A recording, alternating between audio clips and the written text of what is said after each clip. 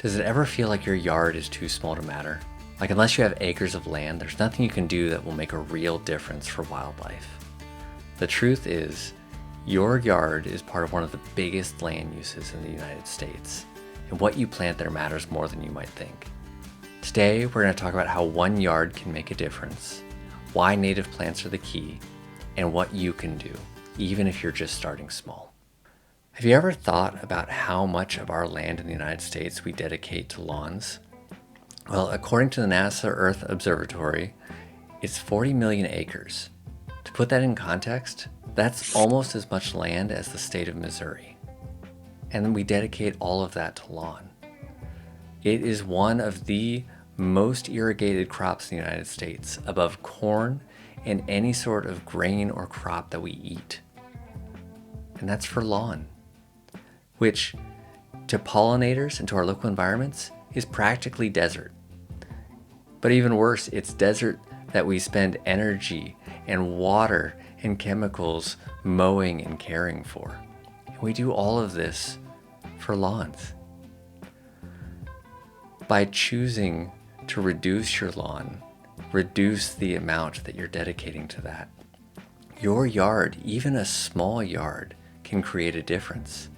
You can inspire others to see that there are alternatives to lawns. You can design something more beautiful, something that requires less time, less energy, less water, something you can truly enjoy instead of just having an expanse of green that you never really use.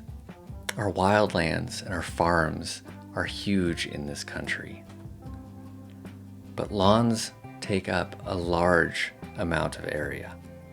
And because many of us live in yards, and that's the part that we can actually control, what we plant there can have a big effect. Especially when you think about the fact that many pollinators can only travel a few hundred feet before they need more pollinator plants in order to survive. You don't need acres. Your yard, your place, it adds up. Now let's talk about why I've gone all in on native plants. So for those who don't know, a native plant is a plant that grew naturally in your area without human introduction. So the reason that matters is plants have always moved. They're like, as time has gone on, plants have gone from one side of the globe to the other, all on their own. What's happened though is that used to happen over hundreds of years or thousands of years. Now we can have a plant grow in Australia and I can plant it here in Kansas in less than a week. And nature and the pollinators and the wildlife can't keep up. We're operating at a time scale that nature just can't even comprehend. It's kind of like when you try to talk about how big thousands of years are, you just really can't truly understand it. But it's kind of in the opposite direction.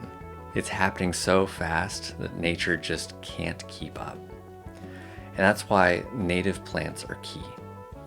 As if that wasn't enough, they provide food and shelter for pollinators and for wildlife. They are able to support healthy soil and water systems. Remember, our local environment, our local ecology developed with these plants. It relies on these plants. They are all a system that we rely on even if we don't always acknowledge it. As a dad, I think about what my son sees when he steps outside. I want him to see butterflies and bees and birds and not just empty turf. And here's the thing. You don't need to rip everything out to get started. Now, as a quick aside, I'm not a purist. I don't think every single plant in your garden has to be a native plant.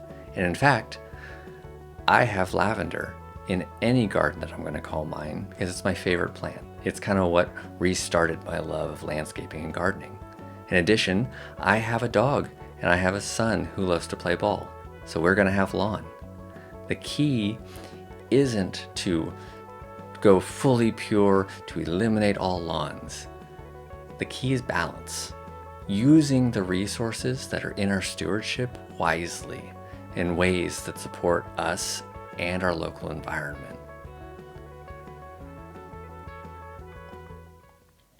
Now, let's talk through what 1 yard can do. You see,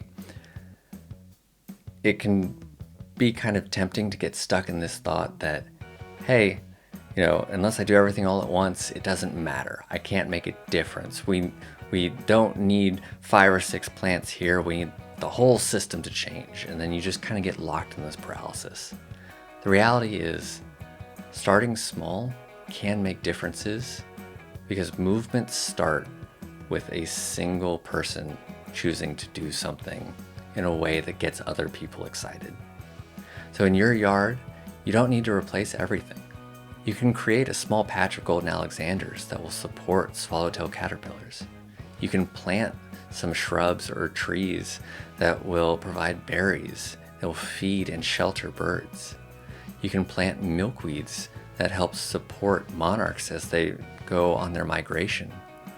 You can pick an area of your yard that you allow leaves to fall and decompose and support fireflies so that your kids will get to enjoy fireflies every June and July. It doesn't take massive change. The key is to create something different, something beautiful. And in that way, 1 house becomes 2, 2 houses become a street, and a street becomes a neighborhood. That's how big change starts, is small. It's like Margaret Mead said, never underestimate the power of a small group of committed people to change the world. In fact, it's the only thing that ever has. Don't feel like you have to convert your whole yard overnight. Start with a corner, a flower bed, or even just 5 plants.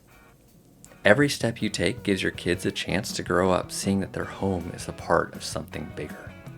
It is a part of a system that we all depend on, and they can help influence and benefit that system. That's agency that you can give your children. Your yard isn't just a patch of grass. It can be a part of the solution, a place that supports wildlife, brings your family joy, and creates a positive, lasting legacy for the future.